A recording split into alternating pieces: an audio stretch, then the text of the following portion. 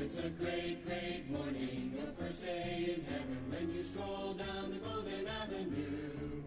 There are mansions left and right, and you thrill to every side, and the saints are always smiling, saying, how do you do? Amen. Good morning po sa ating lahat, and happy Wednesday morning. Ito po yung po Teacher John, kasama aking bahay.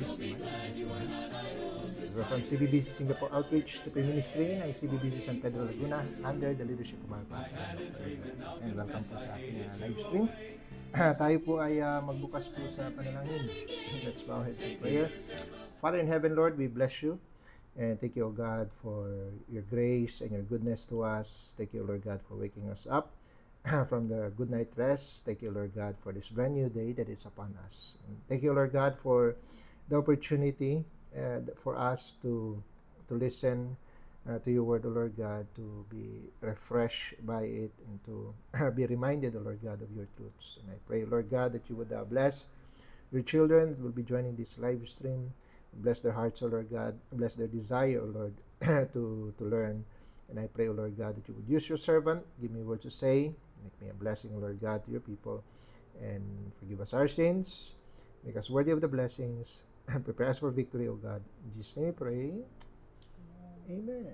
What a happy day. So ito po muna yung ating live stream. Great morning, a great, great morning. What a happy day. What a happy day.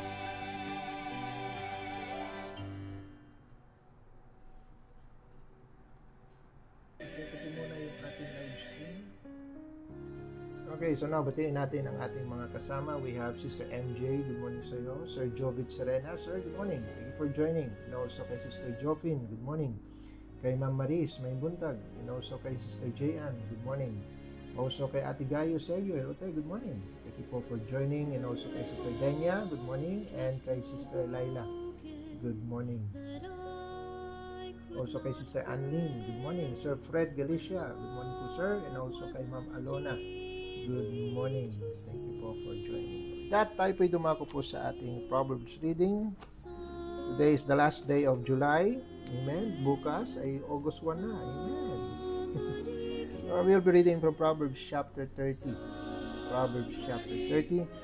So I'll be reading verse 1. Sabayan niyo po si Mrs. sa verse 2. Let's read responsibly till the last verse. Right? Ready ka naman? Okay, verse 1 says, the words of Agur, the son of Jakeh, even the prophecy, the man spake unto Itiel, even unto Itiel and Ukal. Verse 2. Surely I am more virtuous than any man, and have not the understanding of a man. I neither learned wisdom, nor have the knowledge of the holy. Who had ascended up into heaven, or descended, who had gathered the wind in his fist, who had bound the waters in a garment, who had established the ends of the earth. What is his name, and what is his son's name, if thou canst tell? Every word of God is pure. He is shield unto them that put their trust in him. Add thou not unto his words, lest he reprove thee, and thou be found a liar. Two things have I required of thee, deny me them not before I die. Remove far from me vanity and lies. Give me neither poverty nor riches. Feed me with food convenient for me. Lest I be full and deny thee, and say, who is the Lord? Or lest I be poor and steal, and take the name of my God in vain. Accuse not a servant unto his master, lest he curse thee, and thou be found guilty. There is a generation that curseth their father, and doth not bless their mother. There is a generation that is pure in their own eyes, and yet is not washed from their filthiness. There is a generation, oh, how lofty are their eyes, and their eyelids are lifted up.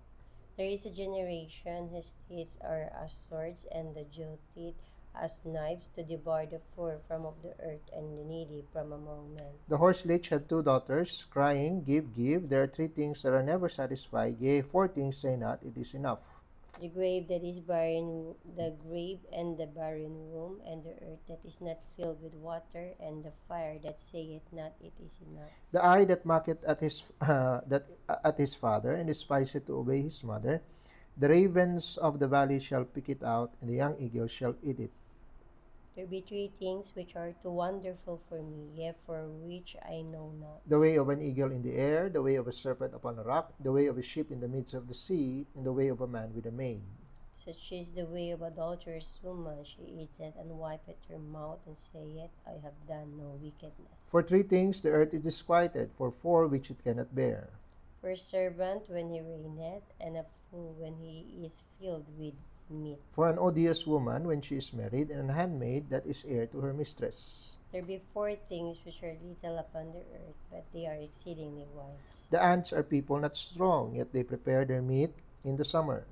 The conies are but a feeble folk, yet they make their houses in the rocks. The locusts have no king, yet go they forth, all of them by bands. Spider taketh hold with its hands, and his king's palaces. There be three things which go well, yea, four are comely in going. A lion which is strongest among beasts, and turneth not away for any. A greyhound and an he-goat also, and a king against whom there is no rising up. If thou wast done foolishly in lifting up thyself, or if thou hast taught evil, lay thy hand upon thy mouth. Okay, last verse. Surely the churning of milk bringeth forth butter, and the wringing of the nose bringeth forth blood, so the forcing of wrath bringeth forth strife. Amen. Purihin ng Panginoon. Let's go back to verse 4. Verse 4. Sabi dito, who hath ascended up into heaven or descended? Who hath gathered the wind in his fist? Who hath bound the waters in a garment? Who hath established all the ends of the earth? Now, from those questions pa lang, you can clearly establish that he is talking about, the verse is talking about God. Who can gather the wind in his fist? Di ba? Who had bound the waters in a garment? Who has established all the ends of the earth? No, of course, it's talking about God. Then, sabi, what is his name? Okay? Now, we all know the name of God, but here's the thing. What is his son's name, if thou canst tell? So it already declares, the verse already declares, even in the Old Testament, sa Proverbs pa lang, in the mind of Solomon, through the inspiration of the Holy Spirit, sinulat niya, na God has a son. Amen. So it's not a New Testament idea. Amen. Even in the Old Testament, we can see, that there is already, a question of what is the name of the Son of God. For whosoever shall call upon the name of the Lord shall be saved. Amen. Kaya purihin ng Panginoon, kilala natin ang kanyang bugtong na anak. We know the name of his only begotten Son. Amen. Tayo po manalangin. Father in heaven, Lord, we bless you. We thank you, O God, for this, for the chapter that we have read, for the verse that we have highlighted. And Lord, thank you for salvation. Thank you, O Lord God, for allowing us to know and to call upon the name of your only begotten Son. Thank you, Lord God, for salvation. Thank you for the gift that you've given us. And bless us, Lord, as we continue. In Jesus' name we pray. Amen. All right. Check natin yung iba natin mga kasama.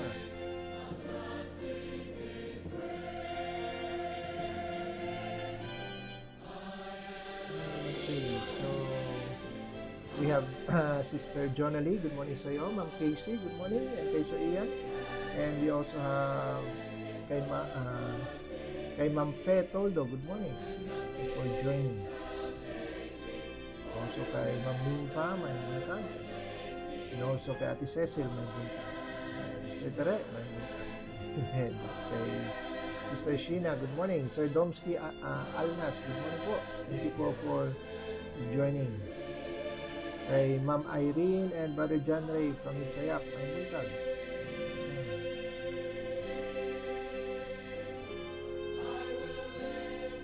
Sir Fred Galicia, good morning. And then also kay Sister Cathy Lundag, good morning. Ma'am Nancy Narciso, good morning po sa inyo. Thank you po for joining. Alright, so with that, tayo po dumako po sa message natin ngayong umaga. James chapter 4 po tayo. James chapter 4. In verse 4. James chapter 4 in verse 4.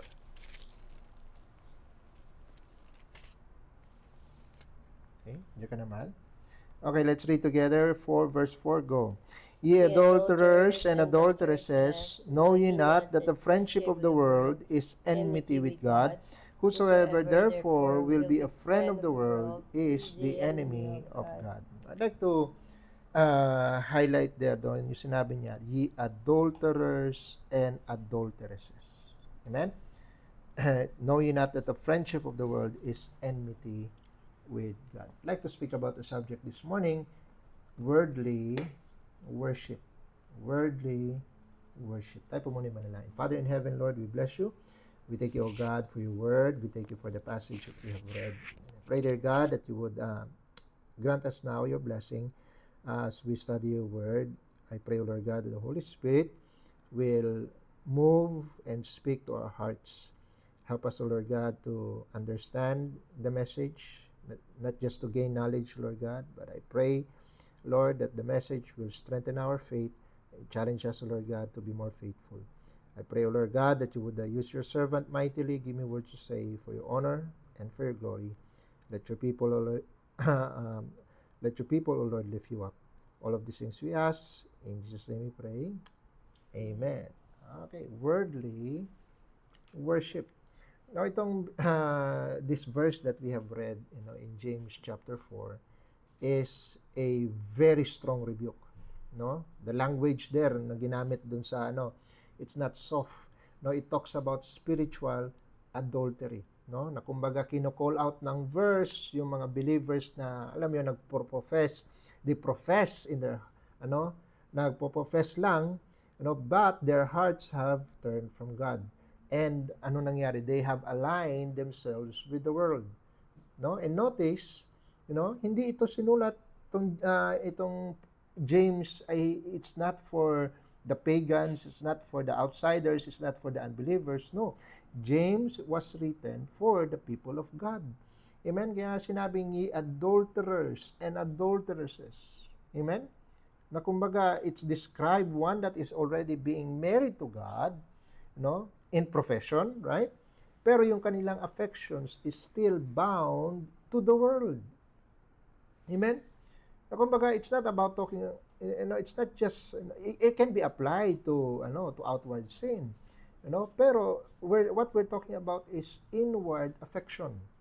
Amen? The word friendship, hindi lang yan casual acquaintance. Ibig sabihin ng friendship niyan, merong kang affection, merong kang alignment. Amen? And just like any friends, you have loyalty. Amen? So, kung loyalty na yon is toward a worldly system, yung values ng sanlibutan, yung music ng sanlibutan, yung trends ng sanlibutan, yung filosofiya ng sanlibutan, then ano nangyari? We become what? Spiritual adulterers and adulteresses. Amen? That's treason. Spiritual treason. Amen? Kaya nga ang tawag, mga para tayong mga, para guilty tayo ng infidelity. Amen? Spiritual traitors. At sabi pa ng 1 John chapter 2 verse 15. 1 John chapter 2 in verse 15. Sabi dito, love not the world, neither the things that are in the world. If any man love the world, the love of the Father is not in him. Amen? If any man love the world, the love of the Father is not in him. Lagi ko sinasabi, ina-highlight ko every time I touch on this verse. Na kumbaga yung love of the Father, it can be best understood as love for the Father. For example na lang, yung sa 1 Timothy, di ba, yung love of money. Hindi naman hindi naman yung yung money ang naglalove. It means loving money. Loving money is the root of all evil. Kaya nga yung love of the Father means loving the Father. Amen? Loving God. Kaya nga, if any man loves the world, amen? The love for the Father or loving the Father is not in him. So meaning that love is what is misdirected. Amen? And kapag yung direction niya is toward toward toward the sunlight, toward the world, amen, it becomes what? It becomes adultery. Amen? Why? Because you are married with God. Amen? You're supposed to be loyal to Him. We're supposed to be faithful to Him. Amen? Now, how come, yung ating love is misdirected towards the world? Amen? Especially with church matters, with worship. Amen? Yung mga ibang mga churches ngayon, they may not do it out of rebellion. Amen? And ang ginagawa pa nila is out of sincerity. Mararamdaman mo naman na sincere sila sa kanilang ginagawa. But the methods that they employ is somewhat questionable. Amen? Nag-a-adapt sila ng worldly methods para to reach more people. No? Para maging mas relevant, para mas maging para mas maging acceptable or palatable sa sanlibutan, sa mga unbelievers, para hindi mabansagang legalistic. Hello? Alam naman natin na ginagamit lang nila yung they throw the word legalistic at us, but they do not even know the meaning. Hello? We have to understand sincerity is not obedience. No? Sincerity does not equal obedience. Good intentions, sa katunayan, good intentions cannot sanctify worldly compromise.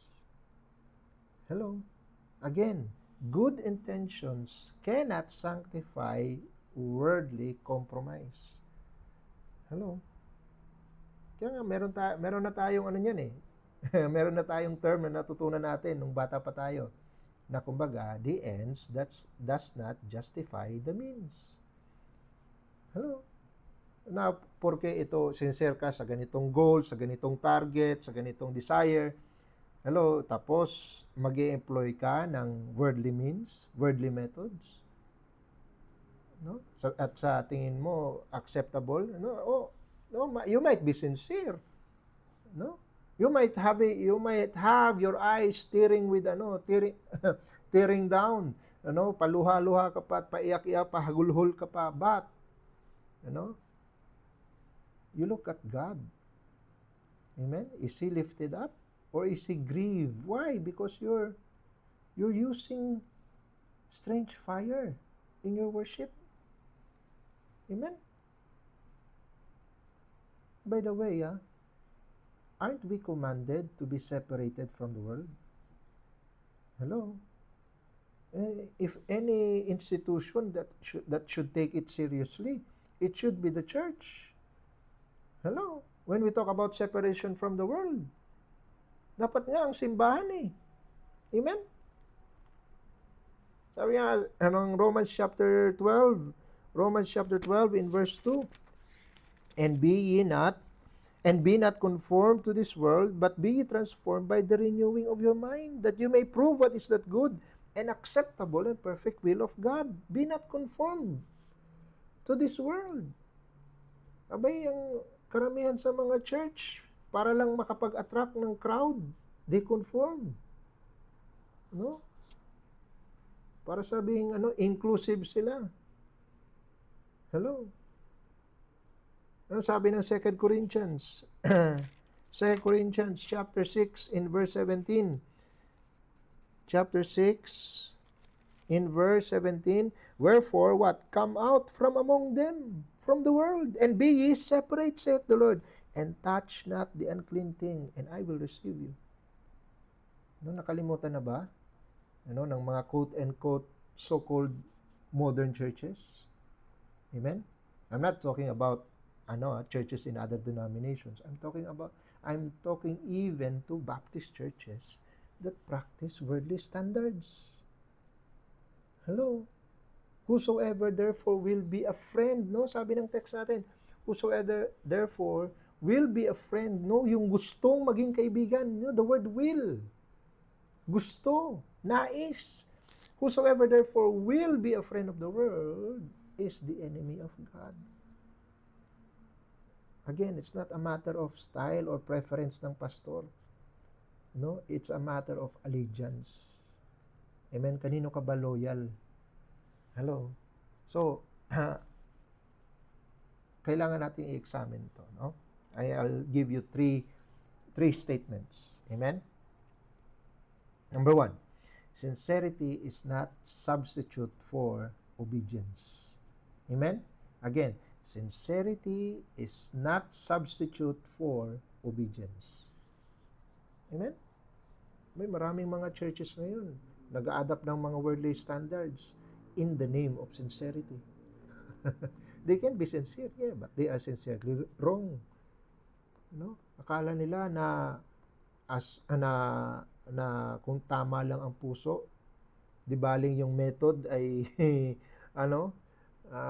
bahala na yung method, it doesn't matter. Basta tama lang yung puso, basta nandun lang yung desire na quote and quote sambahin at purihin at itaas ang Panginoon. Hello. No, but look at the scriptures, mga kapatid. It's the exact opposite. Amen? Obedience is better than good intentions. Amen? Si Saul, di ba? Doon sa 1 Samuel 15. He was sincere. Amen? Na kumbaga, i-keep niya yung the best na pwedeng makuha sa mga Amalekites. Para Para i-sacrifice sa Panginoon. Pero anong tawag ng Panginoon doon? Rebellion. Amen? Kaya nga, the same can be said, no, sa mga churches na nag-e-employ ng secular music, no, nag-e-employ ng mga entertainment, ng mga gimmicks. Hello, mga business, no, mga business-driven models, no, ina-apply yung kanilang mga business tactics sa loob ng church para i-serve ang Panginoon. Yes, their motives may be pure. No? Yung motives nila pure, but their methods is a direct contradiction sa sinasabi ng salita ng Diyos. Amen? And that is disobedience, mga kapatid. That's not devotion, that's disobedience. Amen? Kasi worship must not be driven by what? Worldly trends. Amen? It must not be driven by pragmatism or practical lang. Ano na nga tayo ngayon? 2025 na tayo ngayon. Let's include them. That's what you call compromise. Hello? Kung ikaw ay nasa panig ng katotohanan, you will always be exclusive. Hello? Ano yung ibig sabihin ng exclusive? Ibig sabihin, kung naniniwala ka na 2 plus 2 equals 4, ibig sabihin, lahat ng naniniwala sa 2 plus 2 equals 5, 2 plus 2 equals 7, 2 plus 2 equals 10, they are not included. Hello? Kasi papanig ka lagi sa truth na nagsasabi na 2 plus 2 equals to 4. That's what you mean by being exclusive. Amen? Lahat ng ibang opinion, no, ay hindi sila kasama. Amen? Lahat ng hindi naniniwala sa direktahang sinasabi ng salita ng Diyos, hindi sila kasama. They are not included. Hello? Kaya nga, truth by nature is always exclusive, mga kapatid. Amen? Kaya wag nating i-include yung mga hindi naniniwala. Ano? Hindi ba? Anong ipoprove natin? What is that good and acceptable and perfect will of God? Kaya maraming mga churches, they mean well, but they go wrong. How? Because ang mini-measure nila results.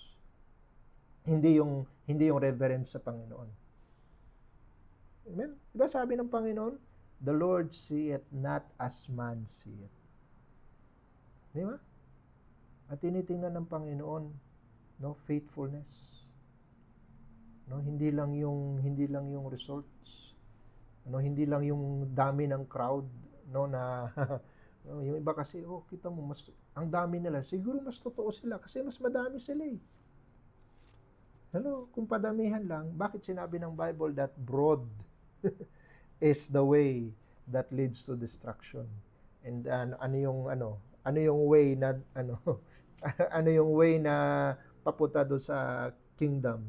'Di ba? Straight and narrow. Amen? Hindi broad, hindi wide. Amen? Narrow, makitid. Amen? Ano sabi ng Panginoon? Few there be that find thereat. Amen? Kukunti lang. Amen? Iilan lang. Kaya hindi paramihan yan eh. Ano? Kung hindi patapatan. Amen? Kung ikay tapat. Amen? At yun yung ano. Kaya nga sabi ng Bible eh, a faithful man who can find. Hello? How can they mean well and still go wrong? Kasi pinaprioritize nila pleasing the crowd. Amen? Rather na i-please ang Panginoon. Di ba? Ano sabi ng Galatians chapter 1, verse 10? Galatians chapter 1, in verse 10.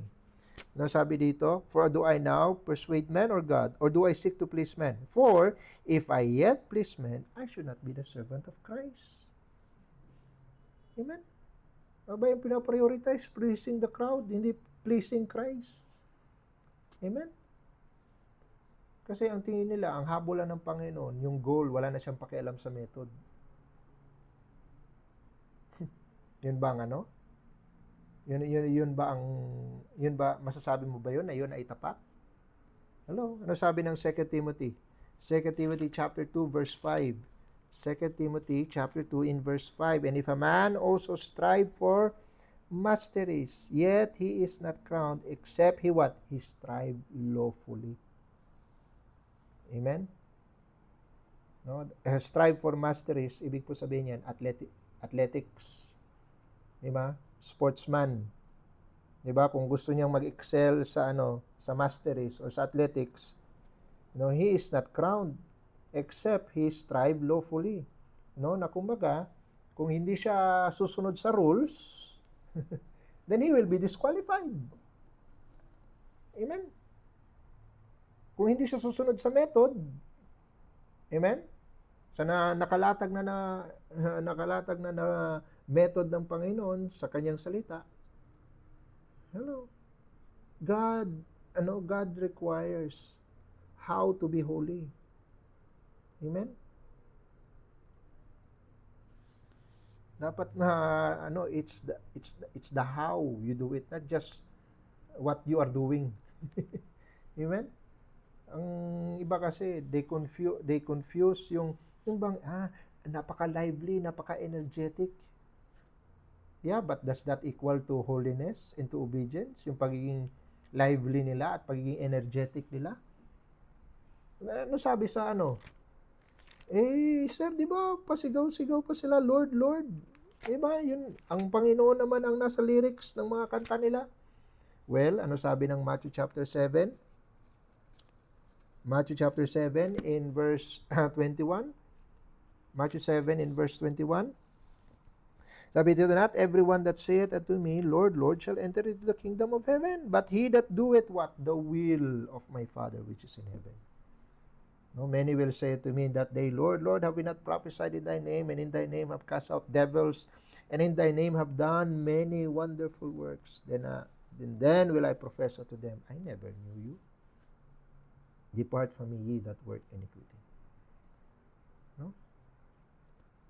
Oh, yes, active sila, energetic sila, lively sila. Nagka-cast out sila ng mga devils. Surely naman, kakampi ng Diyos to.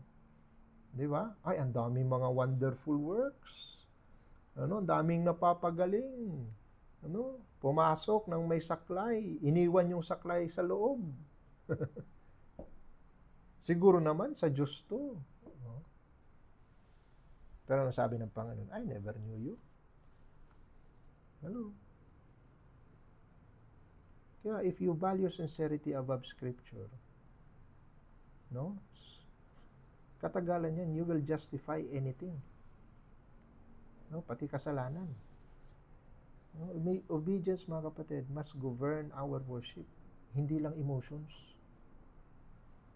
Hello? Ang mahalaga is it commanded by God? Amen? Kasi hindi yun, hindi yun galing sa thus saith the Lord, then it's not for him.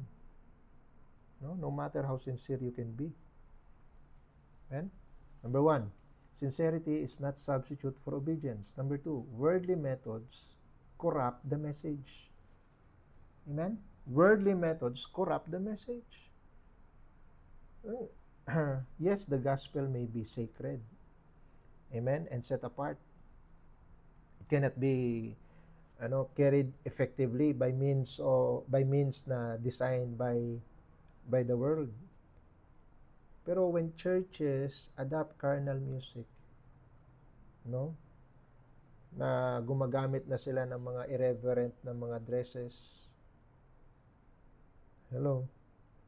may mga stage lighting na yan, may mga smoke bombs na yan, they try to communicate divine truth. Pero there's the danger of distorting holiness.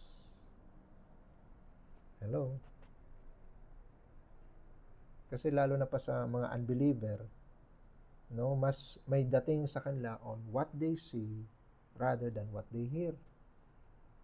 Amen?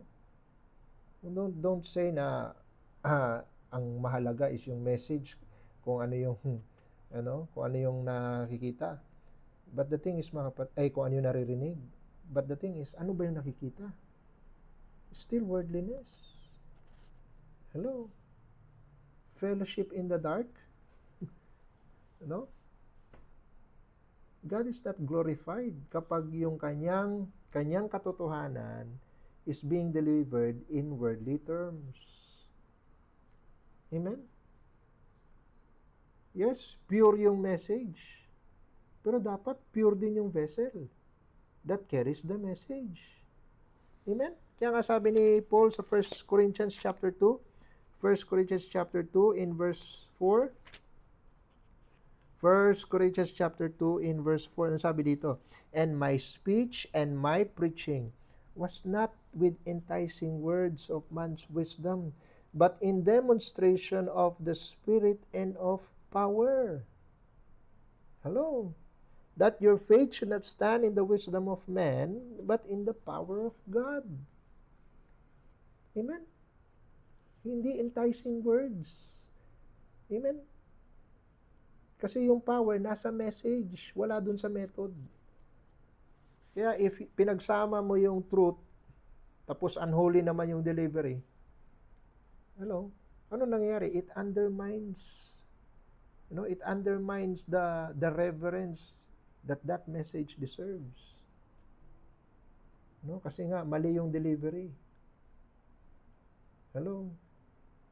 Meron nga nasabi, you cannot use the tools of Babylon to build the temple of Christ or the temple of God. You cannot use the tools of Babylon, and you cannot use the music of Babylon to worship the God of Israel. Tandaan niyo yan.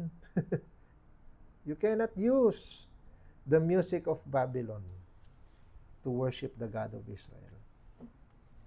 Amen? So, ano nangyayari kapag ang mga churches nag-adapt ng mga worldly tools? Well, ano nangyayari sa gospel? It becomes entertainment. Preach the word. Diba? Sabi na 2 Timothy chapter 4 in verse 2. 2 Timothy chapter 4 in verse 2. Sabi dito, preach the word, be instant in season and out of season. Amen? And sabi, reprove, rebuke, exhort with all long suffering and doctrine. Reprove, rebuke, exhort through what? Through preaching. Hindi entertainment. Kasi entertainment, minamanhid yung conviction. Kasi ang nangyayari, yung worship, pag ikay tagalabas, kapag ikay unbeliever, anong tingin mo dyan? Concert?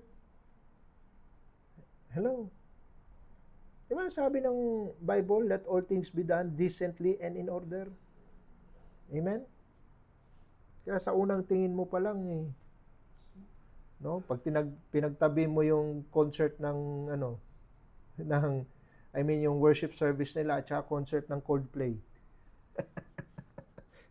Di ba?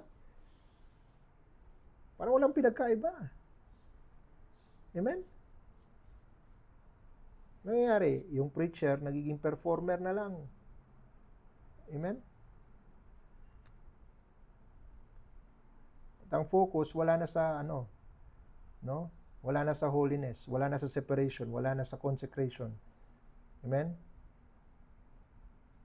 Kasi nandun na, nasaan na? Nandun na sa style, sa hype. Whereas ano sabi ng 1 Peter 1? Be ye holy for I am holy. Hindi natin dapat ibaba yung standard.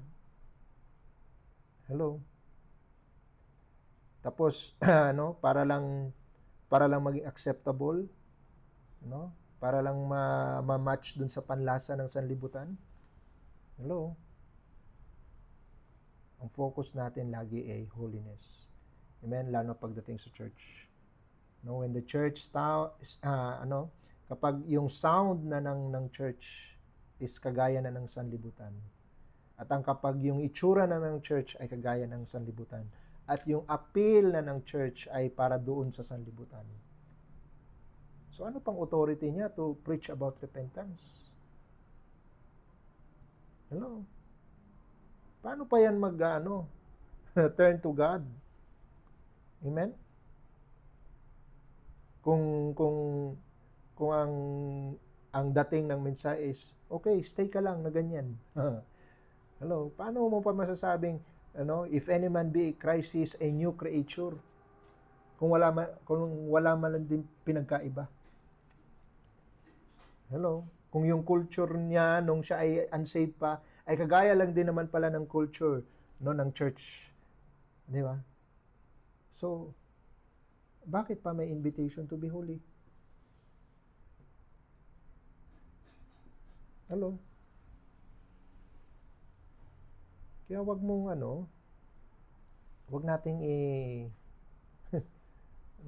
alam mo yun, yung bang masyado mong tinitwist yung katotohanan, para lang pag-offer mo sa sanlibutan is, alam mo yan, ay, mukhang masarap to Kasi nasa panlasa ng sanlibutan. Hello? So, number 1, what do we have? Sincerity is not substitute for obedience. Number 2, worldly methods corrupt the message. Amen? Number 3, good intentions do not cancel bad influence. Amen? Good intentions do not cancel bad influence. Amen? Hindi mo pwede sabihin na maganda yung intention, sincere siya, tapos baliwala na yung influence. No. The way you present it, mga kapatid, alam mo na kaagad kung anong influence eh. Hello? Okay. Sasabihin nila, tama naman yung puso ko ah. Oh yeah, but where does your influence come from? Hello?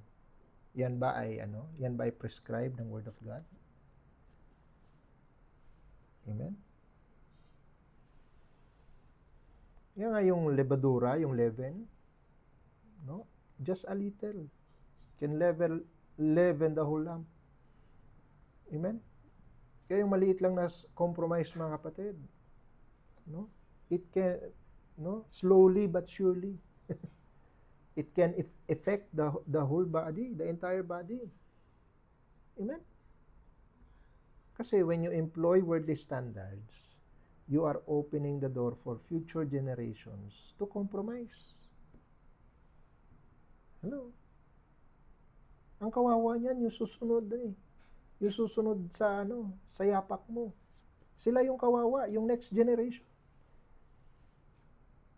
Why? Because you're trying to mix, church with culture. Amen? At anong mamanahin ng ng next generation? It's a diluted message. Amen? Hindi na red hot. Amen? Kumbaga, hindi na mainit. Kundi masyado nang nalagyan ng ng lamig ng sanlibutan.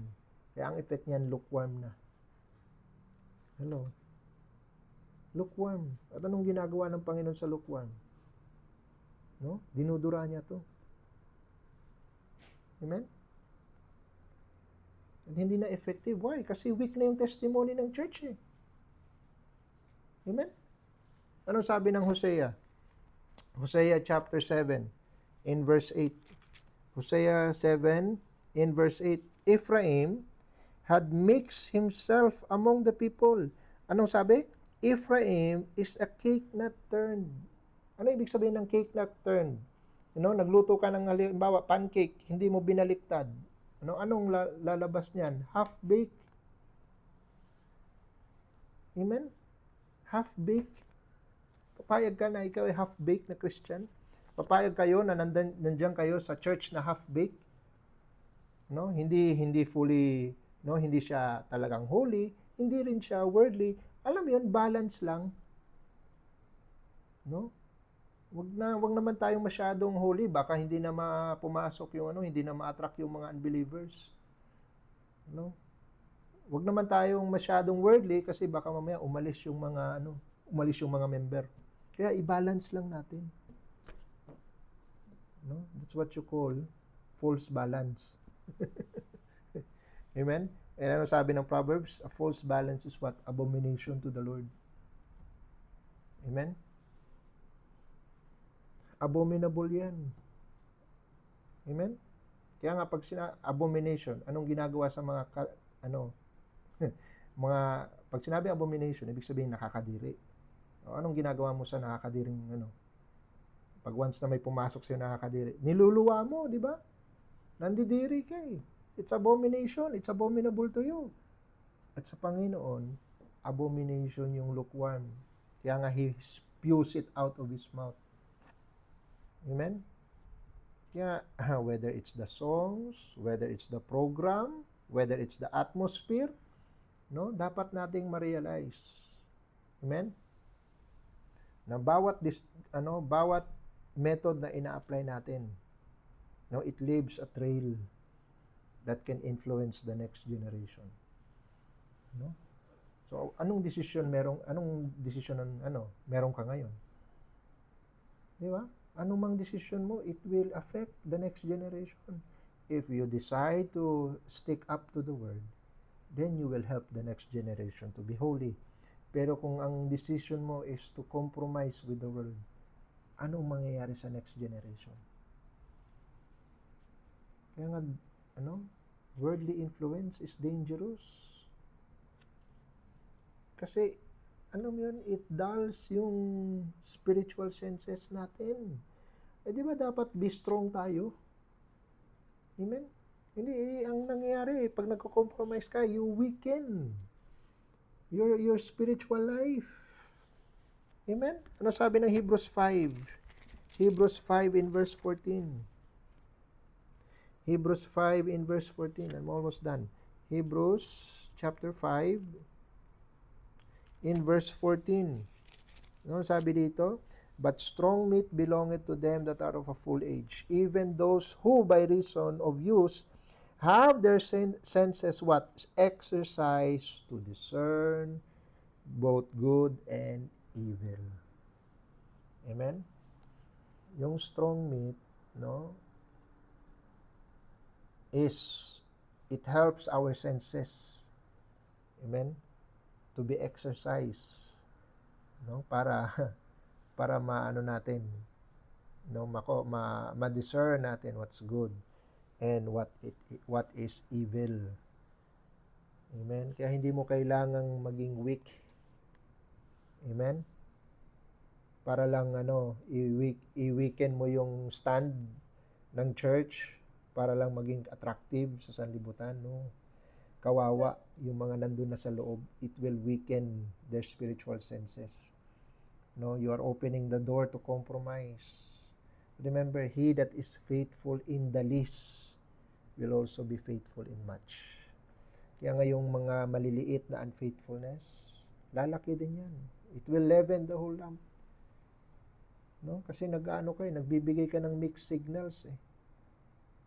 Anong mga batang Kristiyano yan? Amen? Kung dapat nga, i-train mo sila eh. Di ba? Train up a child in the way that he should go. Oh, you can apply that to baby Christians. Train up baby Christians in the way that they should go, so that when they became old Christians, they will not depart from it. Hindi sila, kaya kailangan ng church i-train yung mga members, no? To become godly and not worldly. Kapag yung example ng church is inconsistent, laging pa-compromise. Here a little, do a little, there a little. Di ba? Ano nangyayari sa pathway ng next generation? They become confused. No? Kasi nga, all for the sake of love and inclusion. Ano sabi ng Isaiah? Isaiah. Diba? Kung mali, mali. Ano sabi ng Isaiah?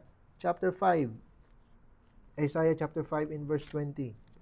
Sabi ng verse 20, sabi diyan, woe to them that call evil good and good evil, that put darkness for light and light for darkness, that put bitter for sweet and sweet for bitter.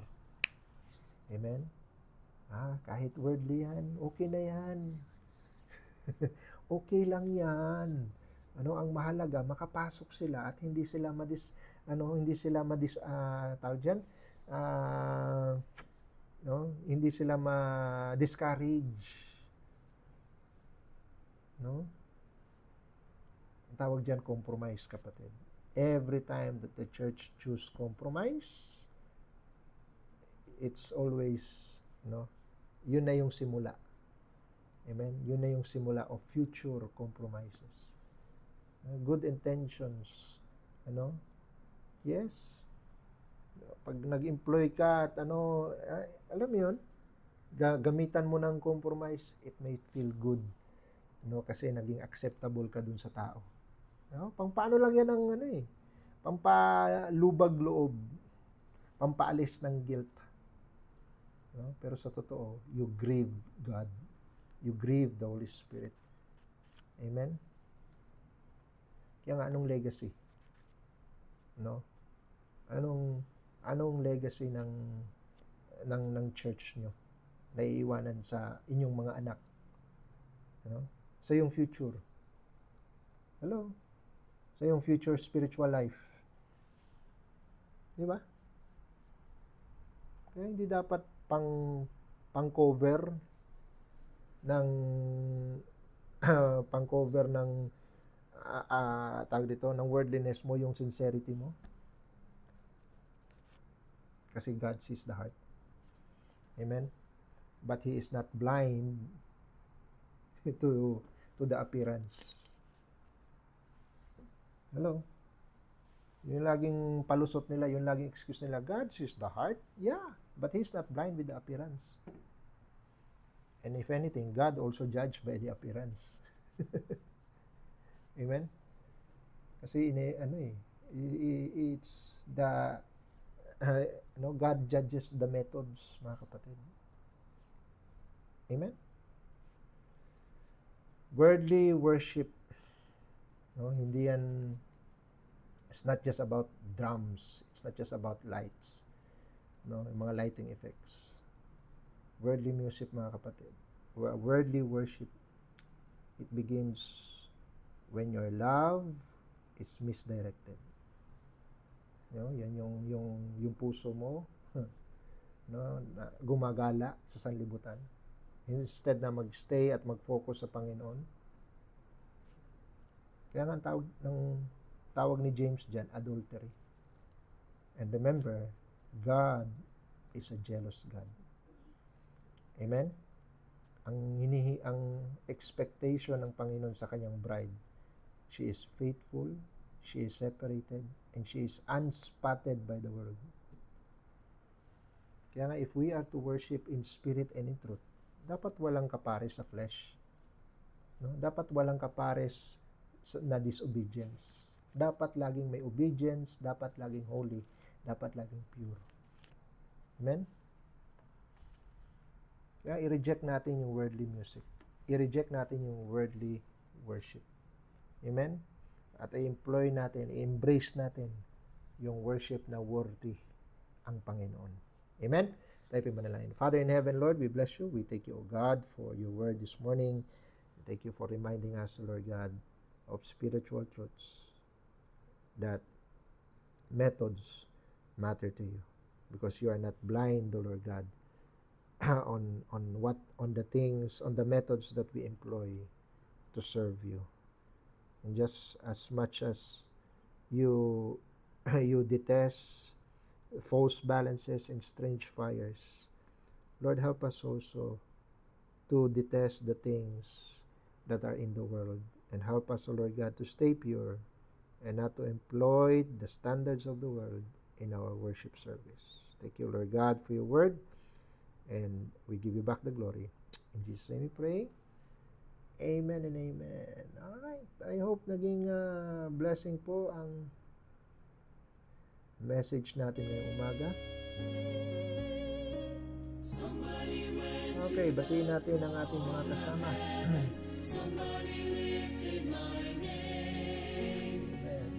So, we have Ma'am Linay from Hong Kong. Amen. Good morning po, Ma'am. Also kay Ma'am Lolit Maristanes. Good morning. Ma'am Fritzy. Good morning po sa inyo. And also kay Ma'am Eunice. Amen. Good morning. Also kay Ma'am Marites Marfil. Good morning. Sister Kay. Good morning sa iyo. And also kay Ate Edith. Hello, Te. Good morning. Amen. Si Ma'am Rhea Lobrique. Good morning. Thank you po for joining. Sir Aldrin Villegas. Amen. Good morning, sir. Amen. Kay Ate Erms. Amen, Ate Erms. Pagkatipunan. Good morning. Si Sir Nelson Olivenza. Sir, good morning. Thank you po for joining. Kay Ma'am Jessie Afalia. Hello po, ma'am. Good morning. And also kay Sister Charis. Good morning.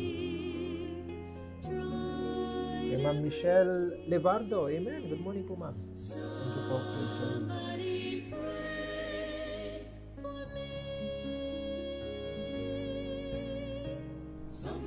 Kay Ma'am Mary Jane Ramirez. Hello po. Good morning po sa inyo. Sister Christine, good morning.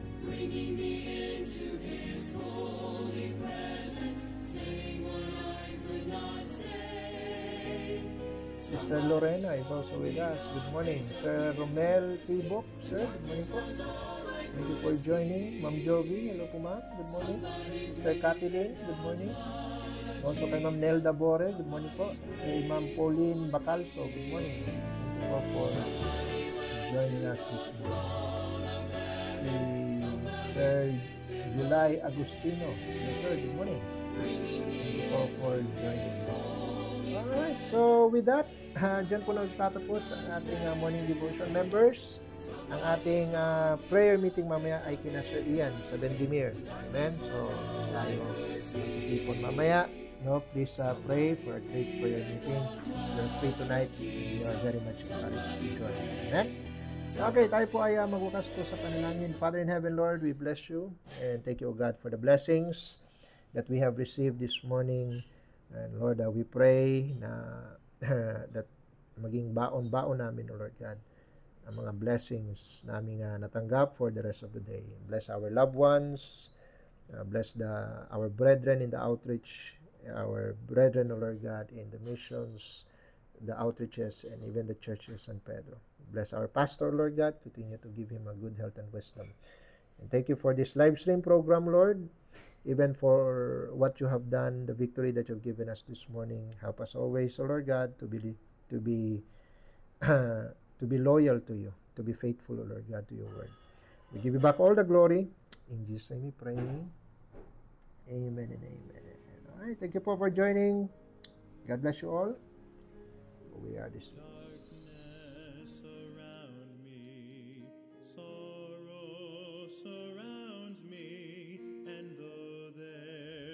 Trials, still I can sing, for I strength.